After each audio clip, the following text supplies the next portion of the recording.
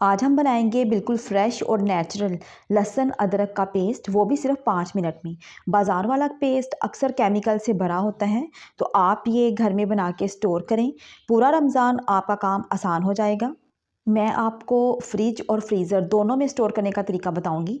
और ये पेस्ट जो है इसका कलर भी बिल्कुल ख़राब नहीं होगा। तो इसके लिए हमने ले लेना है लहसुन और अदरक को, दोनों बराबर मिकदार में आप ले लें तो अच्छी बात है। अगर आपने लहसुन ज़्यादा लेना है तो ये आपकी चॉइस है, ठीक है। इसके बाद हमने दोनों को वॉश करना है। वॉश करने के बाद अच्छे तरीके से खुश्क कर लेना है। जब ये खुश्क हो जाएंगे तो फिर हम इनको छोटे छोटे पीसीस में काट लेंगे ताकि ब्लेंडिंग में आसानी रहे। छोटे छोटे पीसीस में काट लेने के बाद हमने ब्लेंडर लेना है और ब्लेंडर में हमने लहसुन और अदरक दोनों को इकट्ठे डाल देना है, ठीक है।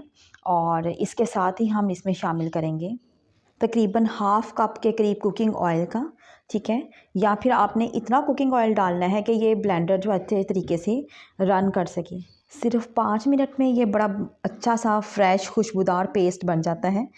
इसे एयर टाइट जार में डाल के फ्रिज में रखें। 2 से 3 हफ्ते तक आराम से इस्तेमाल करें।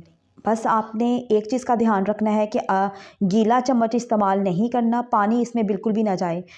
हाफ़ टी स्पून नमक का आपने इसमें लाजमी मिक्स कर देना है, उससे भी इसका कलर ख़राब नहीं होता। दूसरा तरीका ये है कि अगर आपने लहसुन अदरक का पेस्ट पानी डाल के बनाना है तो फिर आप इसको आइस क्यूब्स बना लें, ठीक है। फिर जब ये क्यूब्स बन जाएंगे तो आप इसको फ्रीज़र में स्टोर कर सकती हैं। वीडियो अच्छी लगी हो तो लाइक शेयर और सब्सक्राइब लाजमी कीजिएगा। Thanks for watching this video.